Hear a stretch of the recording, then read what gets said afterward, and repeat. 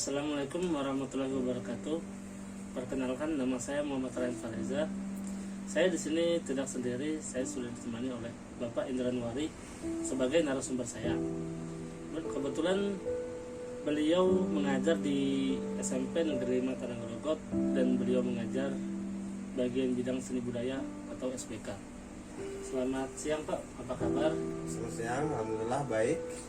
Saya di sini akan mewawancarai Bapak dan beberapa pertanyaan tentang pembelajaran masa pandemi COVID saat ini, Pak. Ya.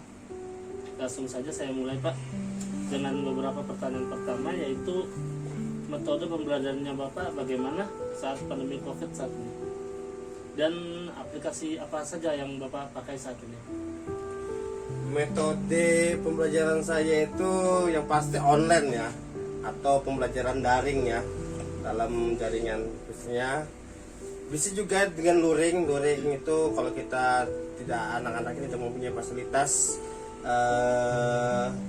handphone, laptop, jadi kita mengajar dengan print out. Nah, print out kasih ke anaknya, nanti print outnya kita ambil lagi. Itu luring. Kalau daring ya itu dengan cara online tadi, online. Bisa dari aplikasi WhatsApp grup, bisa menggunakan kalau saya Zoom, Google Classroom, Google Form. Nah, itu saya saya pakai. Kalau Google Meet saya belum pakai ya, belum, cukup 4 itu aja. Yang saya sering pakai itu Google Classroom sih, karena situ lengkap, tapi dia tidak ada bermodel video ya, kecuali Zoom dia ada videonya. Kalau Google Classroom ini kita cuma bisa ngasih materi, bisa dari video kita kasih materi, bisa kita ngambil dari YouTube, baru kita kirim materinya itu, baru kita kasih tugas di situ. Dan pengirimannya enak juga, langsung diserahkan ke gurunya, murid, siswa, ke gurunya, nanti kita nilai, ada penilaiannya di situ. Oh, dalam penilaiannya itu si anak ini menggambar, kita kasih 80. Nah, situ ada nilainya langsung. Nah, kalau untuk Google Chrome itu saya sering pakai untuk ulangan sih, ulangan harian. PTS tadi saya pakai Google Chrome karena di situ aplikasinya dia bisa menggunakan pilihan ganda, pilihan ya. Misalnya si anak ini menggunakan itu jawabannya A, nanti kita jawabannya langsung di situ. Oke, Google Chrome itu. Kalau Zoom itu saya jarang sama sekali, jarang. Bahkan dalam pandemi ini bahkan baru 1 kali sih.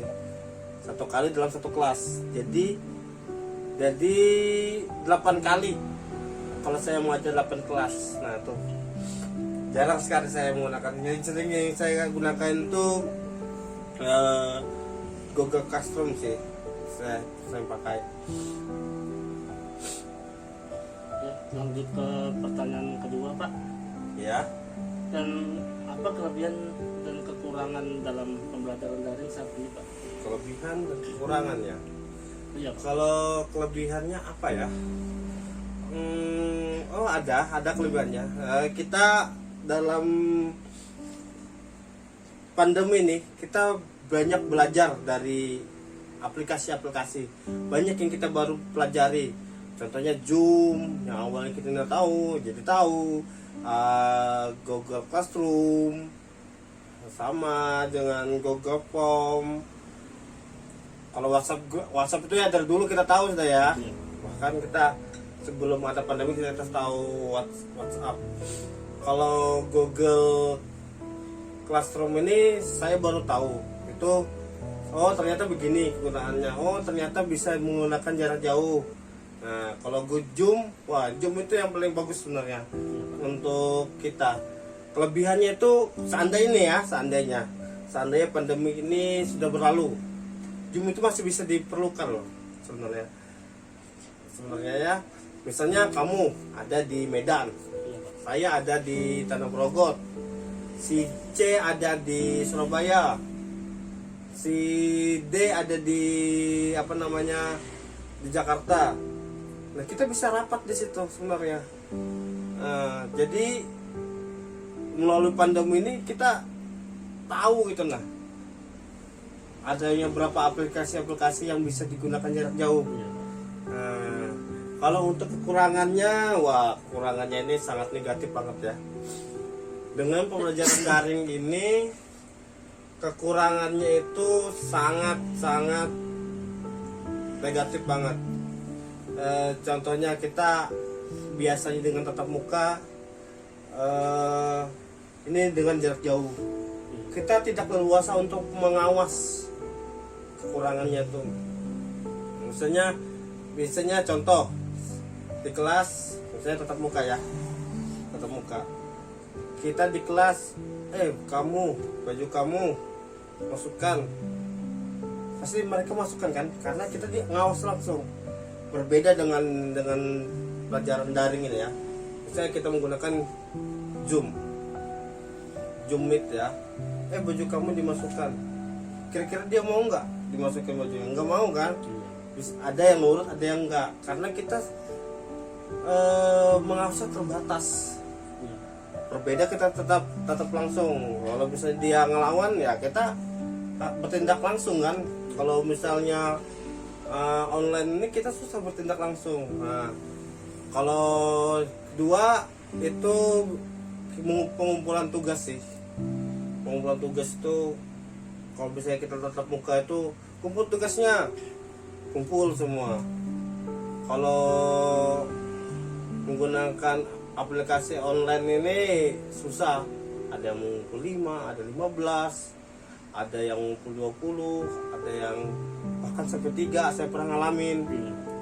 Mau dimarahin susah, nggak masa marahin di online susah ya. Makanya ya susah pokoknya online ini, karena itu tadi susah kita untuk membuat karakter anak itu. Kalau mau pintar, Google lebih pintar daripada guru ya. YouTube lebih pintar daripada guru. Tapi YouTube tidak bisa membuat karakter anak itu. Nah, ada perannya guru. Anak itu kalau bisa secara langsung kita bisa mengubah karakter anak sih. Saya kamu terlambat, kamu dihukum. Nah, jadi anak-anak itu dia tidak mengulangi lagi. Nah, kalau online ini gimana? Kamu terlambat, kamu dihukum. Kamu push up, kamu bersihin kamar kamu. Ya susah ya. Susah. Makanya kekurangannya itu. Ya kekurangannya ya tadi susah kita untuk mengawas karena jarak jauh ya. Nah, makanya kalau mau lebih pintar ya lebih pintar Google pada guru. Tapi menangnya guru ini kita bisa mengubah karakter anak itu tadi. Kalau misalnya lambat mengumpul, hukum keliling lapangan, hukum diskors. Nah kalau kayak gini susah, diskors kayak mana? Nggak bisa. Itu kekurangannya ya. Iya, Pak. Dan lanjut ke pertanyaan ketiga, Pak. Untuk mengatasi pembelajaran daring saat ini bagaimana, Pak? Untuk mengatasinya ya, Iya. Contohnya yang bandel-bandel tuh kayak mana cara ngatasinya? Gitu. Iya. Oh, kalau mengatasinya saya ya sedikit ancaman lah. Misalnya gini, anak-anak disuruh dikasih tugas, anak-anak tidak mengumpul tugas, ancamannya panggilan orang tua pasti. Kalau mempan panggilan orang tua, kedua nilainya dikurangin. Nah, yang ketiga, kalau nggak bisa lagi panggilan kepala sekolah atau BK-nya juga ada di situ, ya. Pokoknya sejenis ancaman gitu sih, supaya anak ini dia mau mengerjakan, tugas gitu ya? mengerjakan tugasnya. Pokoknya sebisa mungkin lah. Terutama itu kita telepon dulu anaknya. Kalau Anda bisa panggil telepon orang tuanya, Anda panggil orang tuanya, ya BK-nya kepala sekolahnya kita harus kita kumpulkan. Kalau nggak bisa lagi ya sudah nggak tahu lagi sudah saya, karena susah ya, itu tadi pengawasannya. Dan lanjut ke pertanyaan terakhir ini Pak, Ya, apa harapan Bapak dengan COVID-19 saat ini Pak? harapan saya itu ya jelas ya cepat berlalu lah. Saya capek dengan keadaan kayak gini ya, kemana-mana susah, keluar kota susah, mau kemana susah ya. Kalau pengen saya itu cepat berlalu lah, supaya kita itu mengajarnya enak. Lebih baik saya mengajar langsung. Kalau kayak gini menyita waktu banget, karena ya itu tadi kita di laptop terus, laptop HP. Walaupun kerjaannya cuma online di rumah aja ya tetap capek. Lebih baik saya capek ngajar di rumah, kita bisa istirahat gitu ya.